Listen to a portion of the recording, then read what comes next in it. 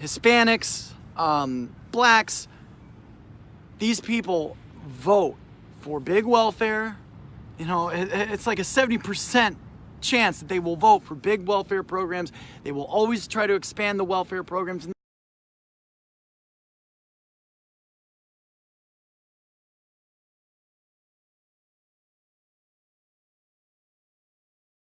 Okay, so you have a situation going on here in California where we, the taxpayers, are being asked to fund not only an invasion, right?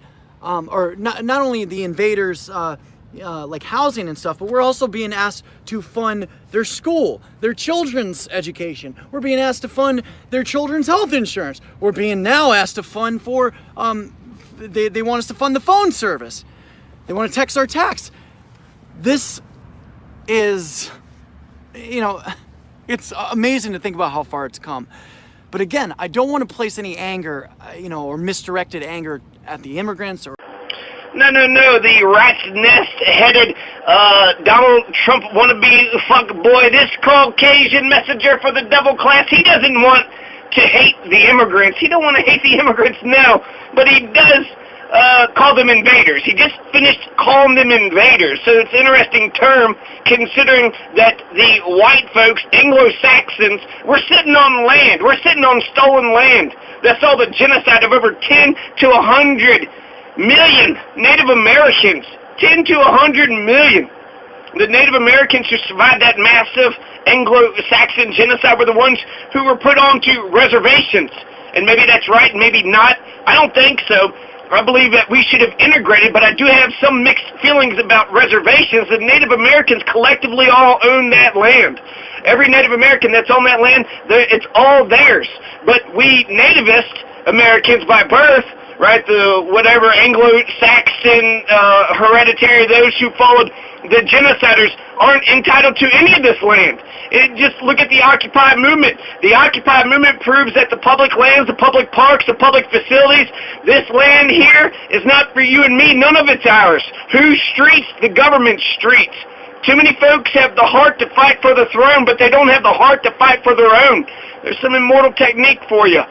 Also, another thing about invaders, what about the multinational corporations? You want to talk about Chiquita Banana? Well, it used to be called the United Fruit Company. The United Fruit Company was an American corporation that traded in tropical fruit, primarily bananas, grown on Latin American plantations such as Costa Rica, Honduras, and Guatemala. Why I'm here in California, but a normal, like, you know, American citizen that's maybe has a different life path, they would be like, this is fucking crazy, dude. But I'm telling you, it's like the Wild West out here. It really is. And we have a big, huge state government that is oppressing the people and oppressing not only its own citizens, but also, you know, people from throughout the world and enslaving them right before our eyes, and we're just letting it happen. So I want to hear from you guys. Comment down below. What do you think about this story with the little girl that died? Do you think the left will be able to use it to their advantage? I want to hear back from you. These are known as banana republics.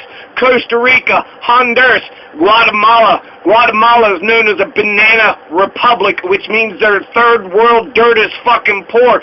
Dirt fucking poor. All they got is bananas, and it's being plundered and exploited by a capitalist class of corporations, so only the few at the top. So the United Fruit Company is an American corporation growing bananas on these plantations sold to the United States and Europe. So why do you get cheap-ass bananas? Because of the United Fruit Company, which is today called Chiquita Banana. The company was formed in 1899 from the merger of the Minor C. Keith banana trading concerns with Andrew W. Preston's Boston Fruit Company. That's when it became United Fruit. It flourished in the early mid-20th century, and it came to control vast territories of transportation networks in Central America, the Caribbean coast of Colombia, Ecuador, and the West Indies.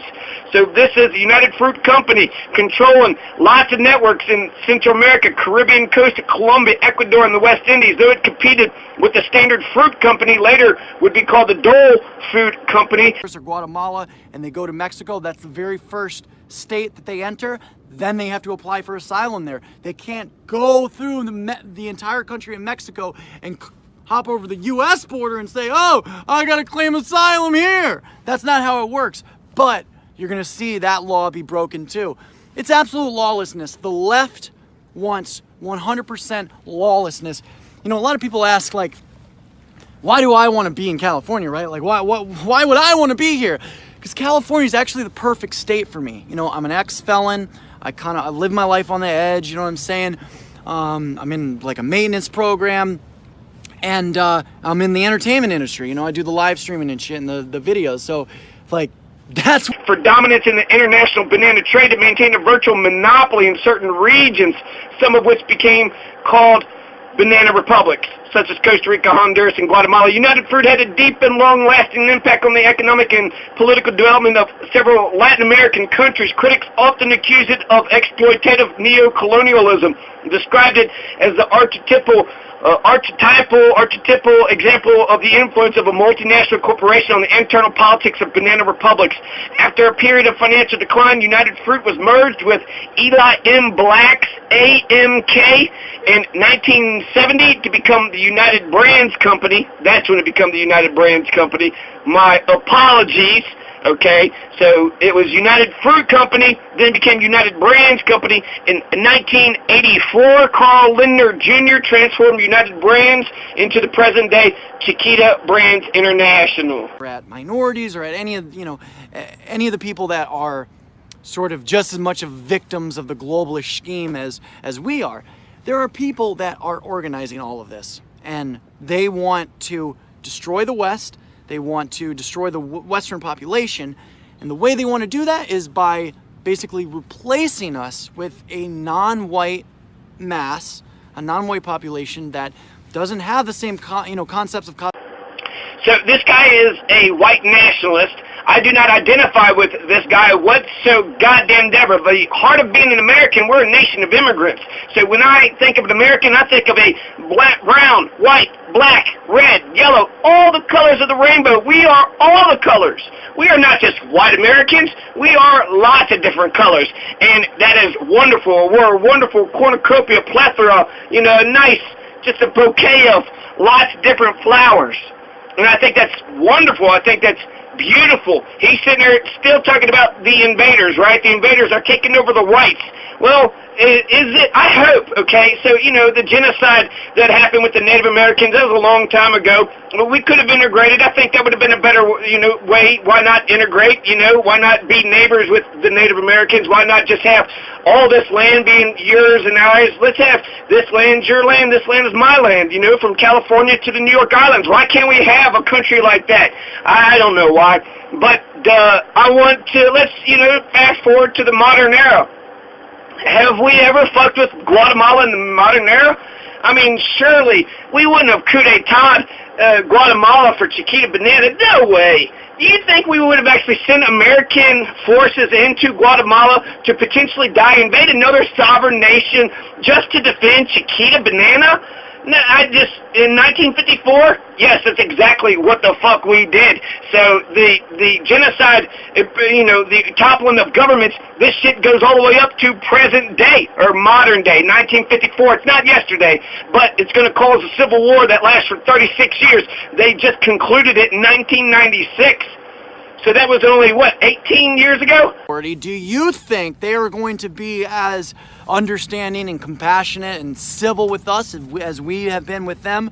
Look at any other country out there in the world. Look at South Africa, Zimbabwe. Does it ever turn out like that? I don't know. You guys let me know in the comment section down below. What do you think? I think we are looking at a serious situation where there is going to be a lot. I mean, the civil unrest is already brewing at the surface. I shared it was a video on Instagram, but it was a video of this, we'll call it a white couple. Or 22 years ago? So 22 years ago, right? 22 years ago, you had all this fucking crazy shit that was started. It ended finally, it started in 1954, but just ended 22 years ago. That father of Jakelin is 29 years old. He was 7 years old when the Civil War was finally over. So his parents and his great-parents, they would have all been affected by this. So the 1954 coup d'etat by the United States, by the CIA, by Eisenhower, and Eisenhower, he is a liberal Republican, right? But Eisenhower, he's president for a year, he's a president for 2 years. Yeah, send the CIA, right? Just go ahead and invade sovereign nations. Yeah, fuck Guatemala up. Guatemala had land reforms. Guatemala was making sure that the United Fruit Company, Chiquita Banana, wasn't fucking over the workers. So they had land reform. They were, sitting there making sure that the corporations were acting responsibly. And guess what? The Jacobo Arbenz, he had a communist advisor. So that's all you needed to get invaded by the United States. You just needed a communist advisor, right? These goddamn communists, he legalized the Communist Party, which means it's a freer democracy than what the American government was going to allow. No, we're not going to legalize the communist government. They tried to actually make the communist government illegal, or the Communist Party illegal. They passed some sort of communist party law where they basically, everything in name, essentially it was a stupid law, but it had no teeth, but the symbolic, the symbolism of it. Fuck the communist. If you're in America and you're a communist, well then you're not even an American. Get the hell out of here. That's Eisenhower, right? So Eisenhower wasn't just doing this to Guatemala, he was doing it to our own country too. So, be very wary when they're sitting there saying those countries are doing this. The problem with communism is that the communists give a shit about the people. The communists are going to defend the black people and the, Black Panthers and all the good things that, in terms of world history, the communist revolution is synonymous with communism. The capitalists, are there capitalist revolutions? We had an industrial revolution, but capitalists, it seems like we're opposed to these revolutions. It was a guy and a girl, and they were obviously tweakers on drugs. And they were asked to leave the Starbucks, but I filmed these things on my Instagram. This is a daily scene, okay? Displaced Americans using drugs, not working, just, fucking up, not having kids. We're seeing this every day, you can't ignore it out here in California. And it actually does make people uncomfortable. I want to share this story with you guys. I was at Starbucks, it was probably 3 or 4 days ago, and there was a woman that just started crying like. So that's the 1954. They just had a revolution. They just had a democratic revolution. They didn't have democracy, then they got democracy. They started voting for their presidents, but then the presidents started doing what the people wanted, and of course the United States government, Dwight D. Eisenhower, did not want that. So we had to take out these communists, we had to defend our friend Chiquita Banana, and well, of course, for empire's sake, we could just go into any country that we want to. And this is Eisenhower, liberal Republican. Like Nixon and Abraham, they were liberal Republicans. Eisenhower taxed the corporations 90%. 90%. What do we got, like a corporate tax of 30% right now? These people suck these Republicans today suck so much corporate dick, they have reduced the taxes 60% for these corporations. Eisenhower said, you know what? He taxed the corporations 90%, and it wasn't to tax them and take all their profits away. It was to force them to reinvest in the company and to hire new labor, to hire more people, to create more jobs. If you have a company and you don't want to get taxed to death, well then just reinvest in your company. So buy brand new machines, buy new land, reinvest in it, expand your operations, and hire more people. If you hired more people, invested in your own company, then you wouldn't have got any taxes whatsoever. That's Eisenhower's plan. That's Eisenhower's idea when it comes to taxing the corporations 90%. America's booming in the 1950s. It was like Pleasantville then. Why? Because taxes. We were taxing the rich. We were making the rich pay for all the schools and the roads and the interstate systems that we needed. So let's talk about the 1954 coup d'etat of Guatemala. Since Jakelin was killed, Jakelin is from Guatemala. Who is Jakelin? Where does Jakelin come from? Why did Jakelin's family and Jakelin's father think that it was acceptable and okay to come into our country illegally, to trek all that way, just to have a chance of a possible better life? Why did they feel entitled? Did they say, what is going on? Let's look at the coup d'etat and let's look at America's relationship with Guatemala. We have peaceful relationship with Guatemala today. But in 1954, we did not have a peaceful relationship. We were talking a lot of shit about Guatemala, sitting there saying they committed all these atrocities. So we blockaded Guatemala, told everybody to hate Guatemala, right? So we were just basically a bunch of mean girls. And then once we were put a question of Guatemala's reputation, then we sent in the CIA to go ahead and depose the democratically elected Guatemalan president, Jacobo Arbenz. So Jacobo Arbenz was democratically elected, but we were like, nah. Not in our backyard, right? According to Nixon, the Latin American countries is our backyard. So President Jacobo Arbenz is going to get coup d'etat, and then that ends the Guatemalan Revolution of 1944 to 1954. Constitutional rights and democracy and, free speech and freedom of expression, religion. They want to import millions of people that don't have these concepts, and they're going to raise kids, speaking their own language and not really integrating with our society. So there was a Guatemalan revolution, right? They were electing their own presidents, and the presidents were giving a damn about the people. But the United States government, Dwight D. Eisenhower, wanted to stop that. We had a operation called PB Success, right? So we had this CIA codenamed Operation PB Success, and lots of these are going to be PB, peanut butter, I don't know, but it installed the military dictatorship of Carlos Castillo Armas, the first in a series of U.S.-backed authoritarian rulers in Guatemala. The coup d'etat of 1954 included the bombings of Guatemala City and a naval blockade of Guatemala. We weren't going to let anybody trade with Guatemala, so we put our Navy all around Guatemala. Nobody's going to go out of Guatemala. Guatemala had to take care of themselves. So they couldn't trade with the rest of the world. We blocked them from the rest of the world, and then we bombed the shit out of Guatemala City. And when we sent 500 Americans along with some, natives or some folks that we paid on the inside. So this isn't the only time that we've coup d'etat countries. We've coup d'etat Guatemala. They're going to descend into a civil war for 36 years. 200,000 are going to be killed. 50,000 were disappeared, so that's 250,000 were killed. 250,000 people are going to be killed in the civil war. 250,000 people, plus, the hundreds, possibly thousands that were killed in the coup d'etat of 1954.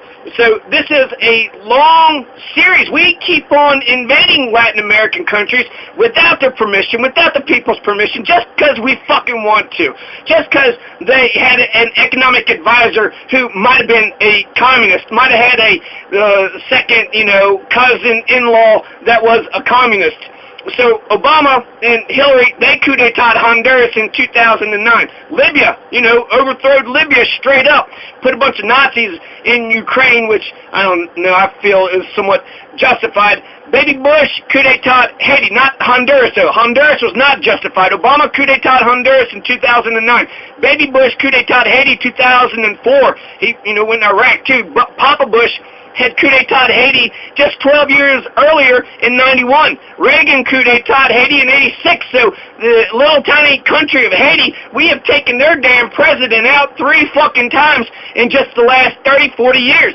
Like I don't even know how to describe it. It was disturbing. You could tell all the patrons were disturbed, and she was crying. She was saying like, I'm lonely, and I need a husband. And she was a little bit older, probably in her 50s, and she just started breaking down. Like it sounded as if like I would imagine that's the way a mother sounds when she loses her husband or loses a. The 86 coup d'etat was actually a good one because Papa Doc and Baby Doc, they were corrupt as fuck. So we actually did something good for Haiti in 86. But, we just seemed, that was probably to make up for all of our damn mistakes, like the one in Guatemala. So, the 86 coup d'etat, I think, is okay. 91 was not okay. 2004 was bullshit, too. We took out their legitimately elected president. Aristide was the first democratically elected president of Haiti, and Aristide was coup d'etat twice, 2 times in a row. So that's like their George Washington. The George Washington of Haiti, we took out the Baby Doc and said, well, you need to do democracy. And then they said, okay, well, we vote for this guy. And then, well, no, you don't vote for that guy. We're going to kidnap him and send him into South of Africa somewhere. Just put him in the middle of Africa, fly him out in the middle of nowhere until eventually he's, reinstalled by Clinton in 94. But that's the first democratically elected president. That was Haiti's George Washington. Papa Bush, also coup d'etat Noriega, the president of Panama, invaded Iraq for doing the exact same thing in Kuwait, like the hypocrite he is. Nixon, coup d'etat Chile in 73. Nixon called Latin America our backyard. Nixon and Kissinger and the Chicago boys want to make Chile's economy scream. Reagan was coup d'etat in Guatemala, Nicaragua, and El Salvador. All of those countries, Guatemala, Nicaragua, El Salvador. Nicaragua is the Iran-Contra scandal. Nicaragua, Ronald Reagan. Grenada, right? We got to invade Grenada. Reagan financed Osama bin Laden. He armed the apartheid government against Nelson Mandela. Reagan in 1980 had the priest of the poor in El Salvador assassinated. Oscar Romero. Raul Julia has a movie about it called Romero. Our American government calls the 20-year civil war in El Salvador when the priest of the poor, Oscar Romero, was assassinated by the right-wing death squads. Eisenhower's coup d'etat in Guatemala was 1954, also calls a civil war, a 36-year-long civil war from 1960 to 1996. A truce was just signed in 1996, 22 years ago. Jakelin's father is 29 years old. Jakelin's father is 7 years old when the Guatemalan Civil War we started and continued to finance for 3 years was finally ended. So, a little bit of story about Guatemala starting to get their shit together, right, in the 1940s. They're going to be brought up with those same concepts.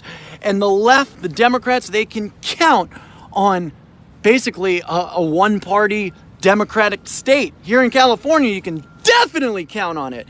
That's what California wants to do. They want to import millions of people from south of the U.S. border, and these people, within a generation or two, will just keep all of the leftists in power, and they're going to build an even bigger government. People are going to starve. Americans are going to be displaced. The majority is going to become a minority, and then when the white majority is a minority, so this Caucasian, super Caucasian Captain America here, he's sitting there saying that the immigrants don't believe in democracy. They're going to come in here and they're not going to institute democracy. The only way you could get naturalized is if you pass a naturalization exam. I bet you he couldn't pass a naturalization exam. I bet you 90 to 95% of the Americans who are born in America, most of the white Americans, black and brown, all Americans, I bet you most Americans who are born here couldn't pass the immigration test that the immigrants have to pass. In order to become an American, you have to know our civics, and you have to know our democracy, and you have to know our three branches of government. Most Americans don't know about the three branches of government. They know about the Three Stooges, but they don't know about the three branches of government. So he wants to talk about democracy. Well, you know, in the 1940s, Guatemala was getting their shit together. Guatemalan Civil War began, or the Guatemalan Revolution. The revolution of Guatemala had got democracy instituted in Guatemala. So they were getting constitutions, they were getting democracy, they were getting civics. So he's sitting there saying they're not going to bring in any of that stuff. Well, I'm not for sure if we actually believe in it. Our government is sitting there invading in a legitimately democratically elected president. We are kidnapping, enforcing, and then putting our own people in. So the Guatemalan Revolution begins in 1954. Popular uprising toppled the authoritarian George Ubico and brought Juan Jose Arevalo to power via Guatemala's first democratic election. The new president introduced a minimum wage, near universal suffrage, aiming to turn Guatemala into a liberal democracy. Then Arevalo was succeeded by Jacobo, looks like Jacob with an O, Jacobo Arbenz in 1951. And guess what Jacobo Arbenz is going to do? Not only did he have, one of his advisors was a communist, which for that right there, he should have just invaded right then and there, right? He had a communist advisor. He instituted popular land reform. He was giving land to people that didn't have it. Like Abraham Lincoln, he was handing land out to people who just signed an application. All right, here's your land right there. Free land, free land. It was called the Free Soil Party in the United States. So that was the crime. That was the crime that Jacobo Arbenz committed, was the land reform. Let's be honest. Let's be serious here, okay? It's not that he had a communist advisor. He was giving out free land to the peasants. Meanwhile, Chiquita Banana, they had all the damn land, but if they were giving out free land, well, what, are they going to take their land holdings? Probably, right? The land that they had, successfully taken by force. Child or something. It was just a very disturbing cry. and you could tell that all the other patrons in Starbucks were extremely disturbed. But I don't think people were necessarily disturbed because of her or like what she was saying. The most disturbing aspect of this is that we were all looking at our future. You know, all of us in the Starbucks, we were looking at her and like, you know, this is our fellow American, this is our fellow countryman, our fellow kin maybe, and like nobody cares, you know, and we were all looking at her realizing that this is the future of America, this is the future of white America, you know, lonely people, single people, childless people, people with many, many regrets, and also a people that are losing their nation. And so that... The Guatemalan Revolution was disliked by the U.S. federal government, is predisposed by the Civil War, it's communist. Arbenz took power, he legalized the Communist Party, had a few communist advisors, and he instituted land reform. And then the president before them introduced minimum wage, and then almost got universal suffrage for everybody. You're getting liberal democracy, you're getting land reform, the people are taking over. This is a democracy that's functioning. These are the ideas that Captain Caucasian doesn't want you to hear. 1954 Coup Detat was the United States government invading Guatemala and installing the capitalist, right-wing fascist, authoritarian piece of shit for 36 years. You would have just a long successive right-wing, ultra-capitalist, fascist, military juntas, a bunch of death squads who had perpetuated a civil war up until 1996. 250,000 people were killed in the Civil War. So it's not like the American Civil War. We had 10,000 Americans that were killed in one day in Gettysburg. But it would be like the American Civil War if the Confederates had won. If you were a leftist person who believed in America, let's assume you're an American, okay? If you're an American and you were in Georgia and Georgia had beaten the United States in the war, that means you would be nervous. You fought against Georgia. You're a leftist in a right-wing slave-owning society. So that's what it would be like. It would be like a bunch of right-wing governments who are wrong and stupid and dumb and backwards and fucking bullshit, you know, just dumb idiot motherfuckers. It'd be like living in Georgia, who was controlled by slave owners for 30 years, and you're a liberal who didn't believe in slavery, or you believed in America, you believed in the Union, you believed in these United States of America, you weren't a traitor to this country, you believed in this democratic experiment, this Union of States that had begun. So 250,000 people were killed in the Civil War. So they had a revolution. The revolution was ended by our coup d'etat, and then they had a civil war. So 10-year revolution followed by a 36-year civil war, thanks to the 1954 coup d'etat by the United States government. So that's, you know, the leftist guerrillas, that's who was fighting the leftist guerrillas between the right-wing anti-democracy, death squad authoritarian governments. Experience it, you know, it was haunting, it was disturbing, but the reaction of all the people in that Starbucks was really amazing to see, because they were disturbed, and I knew why they were disturbed, because it was the same reason I was disturbed, and like we can all tell. I think all of us as Americans, we know that there's something severely wrong now. You know, and this has even progressed within a year. I mean, I think the landscape back in 2016 or 2017 there were still a lot of people still denying all this stuff. But now that Trump's been in office for a little while, and, you know, a lot of these lies from the mainstream media have been exposed, and then we saw the fallout from Hollywood, you know, with the Me Too movement. 250,000 dead Guatemalans is no joke. It's the equivalent of 1/40th of a Hitler, 1 out of 40. So 250,000 dead Guatemalans, that's 250,000. The city of Pueblo has 107,000 people. So that would be like wiping out the entire city of Pueblo more than 2 times over. So just nuking Pueblo out of existence in some other Pueblo equivalent city. That's how many Guatemalans died in the 36-year war. And Hitler killed 10 million, right? The Iraq War was 1/10 of a Hitler, and Eisenhower's invasion of Guatemala is 1/40th of a Hitler. So the right-wing governments would have been in charge of the Confederacy if they had won, and then the leftists who were caught in the Deep South would have had to have dealt with them sons of bitches. So, like I said, it wasn't like a civil war where it was just a total clash. But it was, you know, it had to have been terrifying. It had to have been scary. So this asshole, Captain Caucasia, is sitting there talking about Chiquita Banana, he's talking about them being the invaders. Meanwhile, we invaded Guatemala. We straight up sent 500 CIA soldiers into Guatemala and then told the president to sit down. He sat down, and we put our guy in there. So also, Chiquita Banana, we got our multinational corporations in there, and that's another major reason we invaded, to help out Chiquita Banana. Well, Chiquita Banana, don't they deserve the right to exploit the Guatemalan people? Isn't that worth a little bit of American bloodshed? For Eisenhower in '54, it was. Truman tried to authorize Operation PB Fortune to topple Jacobo Arbenz in 1952. The operation was quickly aborted, but it was a precursor to PB Success. PB Fortune, PB Success. What the fuck is this PB shit? Anyways, Dwight D. Eisenhower, he's going to be elected the U.S. president in 1952. Eisenhower is the one who authorizes the CIA to carry out Operation PB Success. In August 1953, the CIA armed, funded, and trained a force of 480 men led by Carlos Castillo Armas.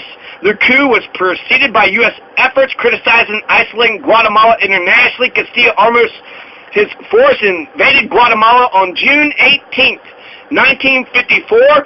Backed by a heavy campaign of psychological warfare. It was a radio station broadcasting anti-government propaganda, a version of military events favorable to the rebellion, claiming to be genuine news, as well as bombings of Guatemala City and a naval blockade of Guatemala. So Eisenhower's going all out, right? He sent 500 men, so it's not a full-on American invasion, but if this 500 CIA operation doesn't work like the Bay of Pigs, well, hell, that might turn into a bigger invasion. Unless you're, a good man like JFK and you can actually stop yourself and make yourself understand that you invaded Cuba and they had a right to defend themselves.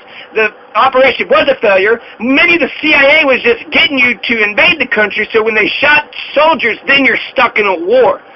So the Eisenhower didn't have the same courage that JFK did in Cuba when it came to Guatemala. I think a lot of America is starting to wake up, finally. But this piece of propaganda with this little girl that's dying is going to be used against you. It's going to be used against me. And the argument is that, well, we should let these people in because we did the same thing to Native Americans, or we did the same thing to other countries, so therefore it's just because it should be done to us. That's the argument that they go with.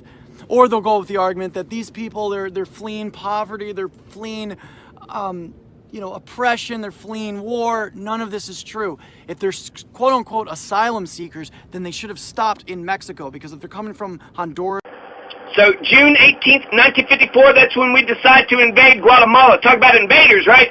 Not only is there a 10 to 100 million genocide of the Native Americans, they're put on reservations, fence them in, put them over there, and then they get their own land at least, but we don't get really any of this, right? Just the rich people get to own the rest of the United States. President Jacobo Arbenz, he briefly and unsuccessfully attempted to arm the civilians to resist the invasion before resigning June 27th, 1954, 9 days after the American CIA coup d'etat began. So we have Chiquita Banana that's invading Guatemala. We have the CIA invading Guatemala. We have, all Anglo-Saxons from England invading the Americas. So let's talk about invaders.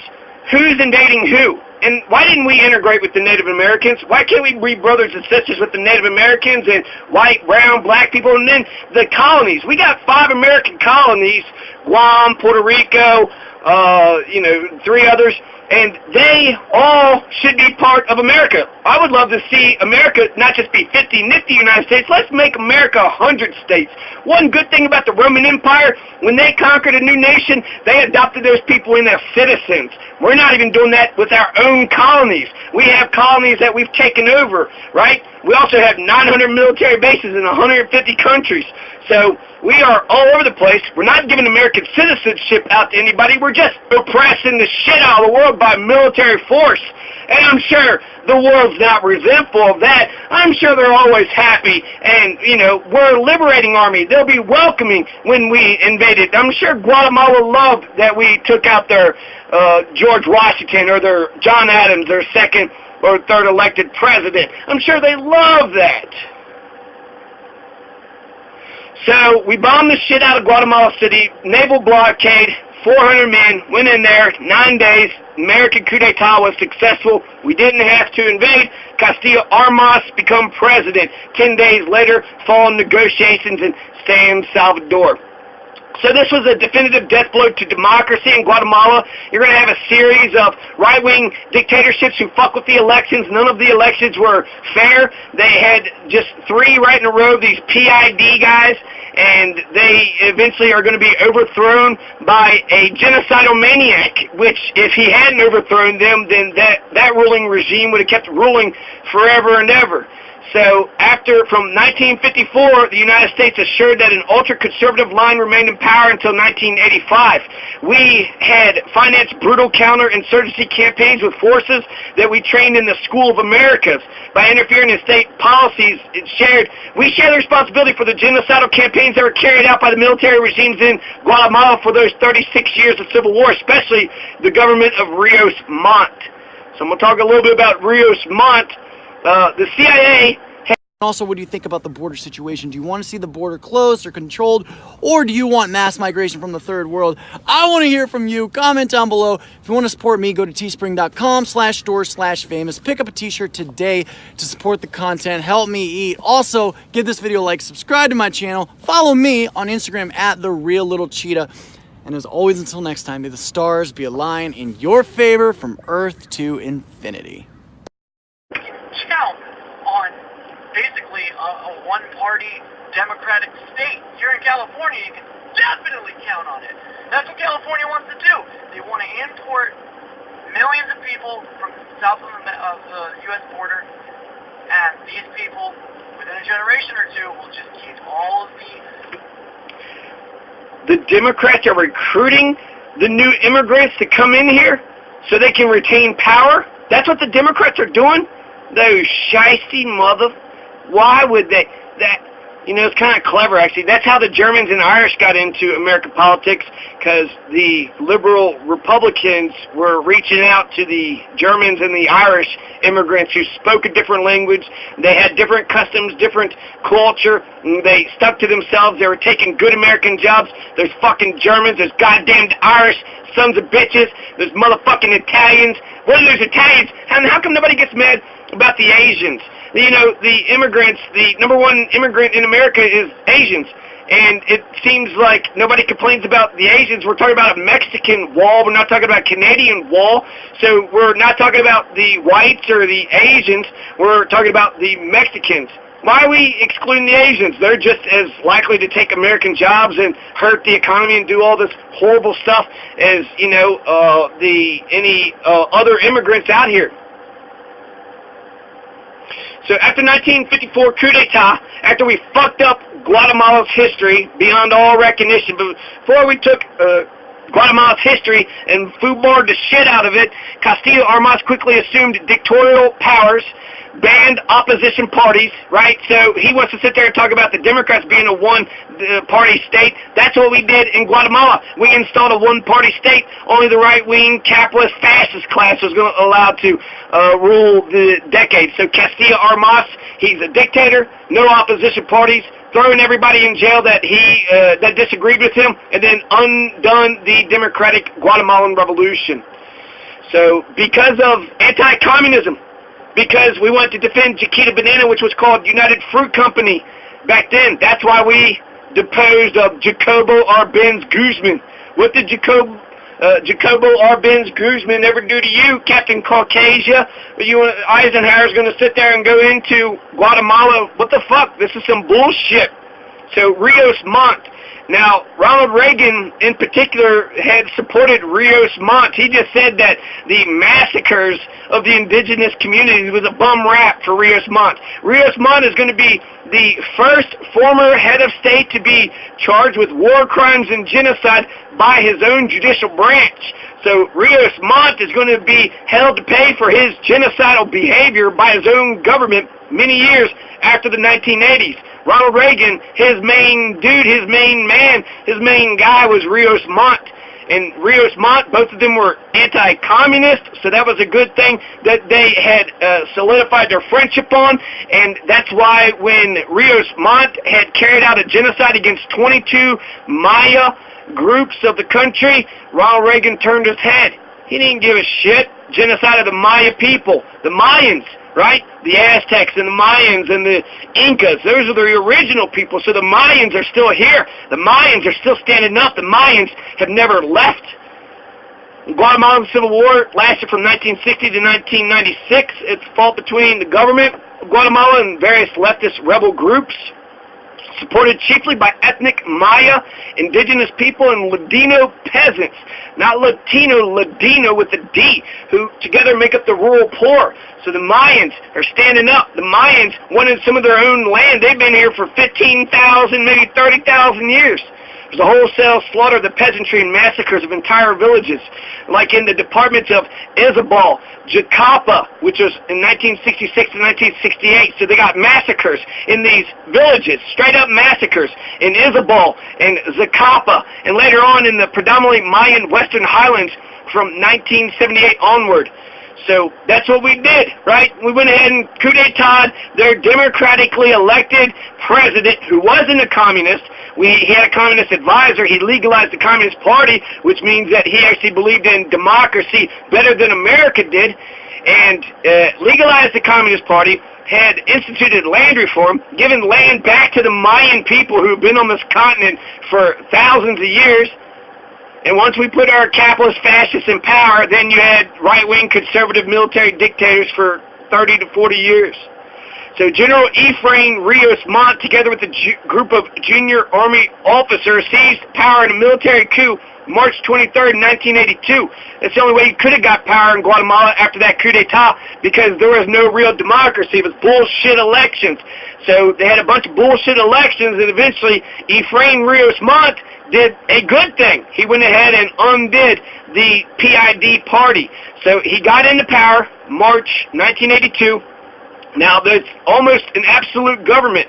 So Ephraim Rios Montt has now absolute power, and he's going to take it too far, as many coup d'etats do. When you overthrow the government, the legitimacy of that government means you can be overthrown too. And when does it stop? Well, it stops when eventually one of you sons of bitches stops and has a goddamn election, and then the consent of the governed, the people, has given their stamp of approval upon, their legitimate stamp of approval upon the leadership. So the Guatemalan government in the 1980s, they infiltrated, eliminated enemies.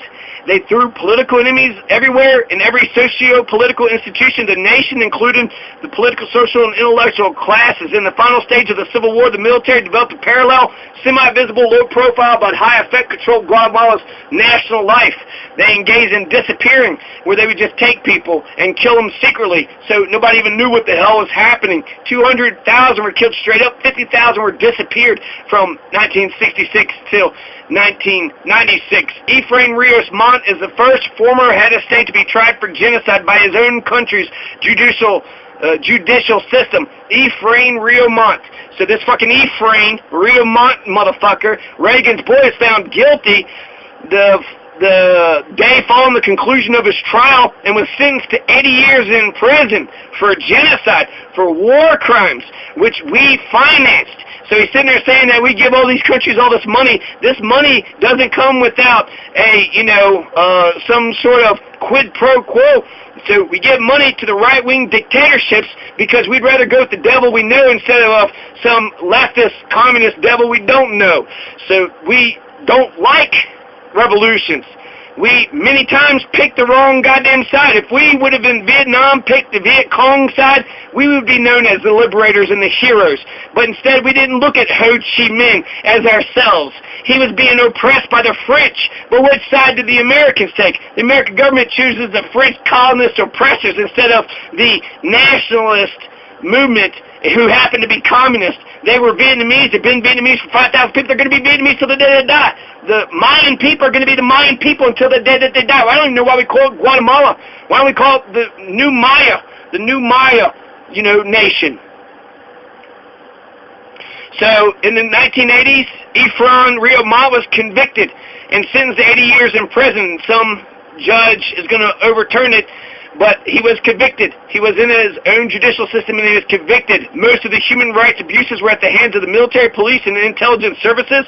Victims of the repression included indigenous activists, suspected government opponents, returning refugees, critical academics, students, left-leaning politicians, trade unionists, religious workers, journalists, and street children. Some commission para el esclarecimiento histórico has established that 93% of the human rights abuses in the Civil War were committed by the government and 3% by the guerrillas.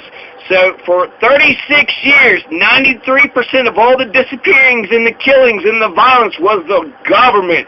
The guerrillas contribute to 3% of that, and I bet you even those were in self-defense. So in 2009, the Guatemalan court sentenced Felipe Cusinero as the first person convicted of a crime of ordering forced disappearances. So 2009, Guatemalan courts start saying, fuck this disappearing bullshit. Then eventually the 2013 genocide trial is going to convict Efrain Rios Montt for the killing and disappearance of more than 1,700 indigenous Ixil Maya during his 82-83 rule. IXIL Maya. He killed 1,700 IXL Mayan people.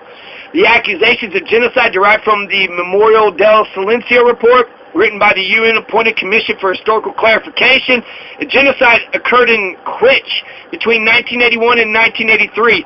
So there's a genocide in Quich. There's a genocide at Ixil Maya. 1,700 indigenous Ixil Mayas killed 82-83.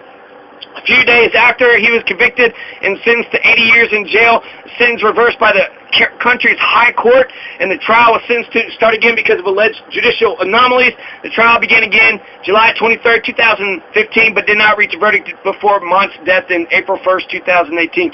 So he's going to die, right? He got convicted once, but then we weren't able to actually convict him and put him in jail for the 80 years. But 2013, by his own people, that's pretty ballsy, and actually that's fucking wonderful. You need to get on, when you've been going down the wrong road, it's never too late to turn back around. And so they looked at these fucking genocides for as they were. They genocide people, the Ixil Mayans, and then they genocide the Quichis. So the Ixil Mayans and the Quichis were all being killed out, and countless more. A quarter million people are going to be killed for the 36 years. So Guatemala, we bombed Guatemala City, right? We invaded Guatemala. We took out their Democratic, possibly their Bernie Sanders. Basically, their democratically elected president, their Bernie Sanders, who's going to be our first democratic socialist. I don't know, FDR is kind of a democratic socialist, but they went ahead and deposed of the Bernie Sanders of Guatemala. Jacobo Arbenz was the Bernie Sanders of Guatemala, and they went ahead and coup d'etat him because of his socialist policies, and then right-wing fascism for 36 years. A civil war happened over and over again where lots of genocides, including the Ixil Mayan and the Quiche genocide between 81, 82, and 83 during Ronald Reagan's thing. So Guatemala has had to deal with us straight up invading their country, not just multinational corporations. It wasn't just a 10 to 100 million Native Americans, but we've literally invaded Guatemala. Guatemala's never invaded us, not that I know of. I've never heard of them invading us, just us toppling their government. So only that today, the Guatemalan people,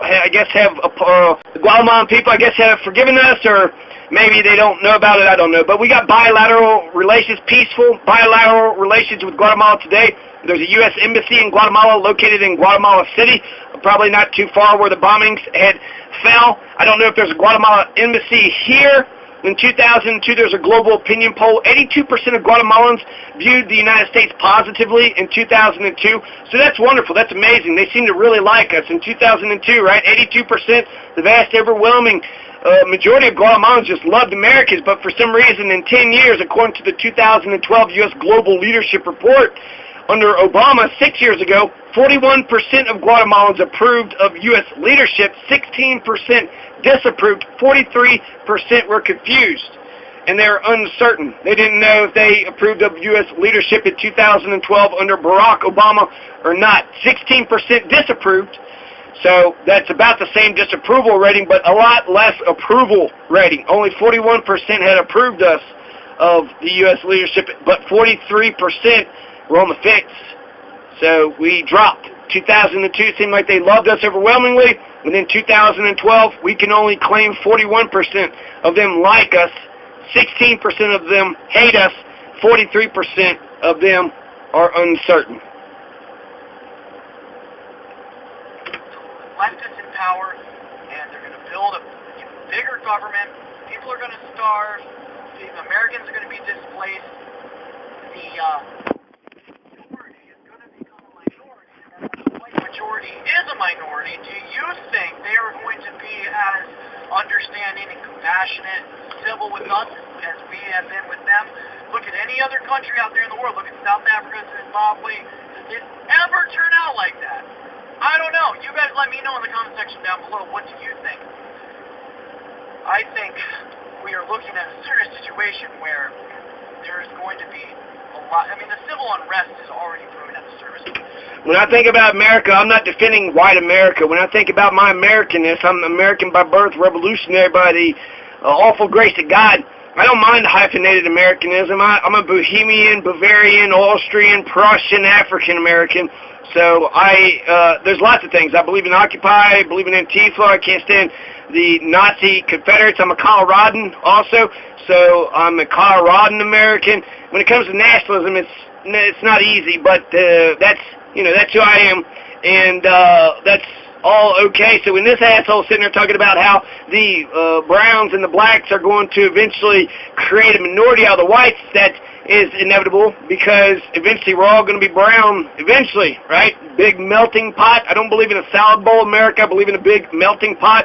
I believe in a red, white, blue, brown, black, purple, green, orange, yellow, every single color under the sky. I mean, actually, I've never literally seen a white or a black person in my life, but between, your darkest and your lightest skins, I want to see all different kinds of skin colors here. America is not a color.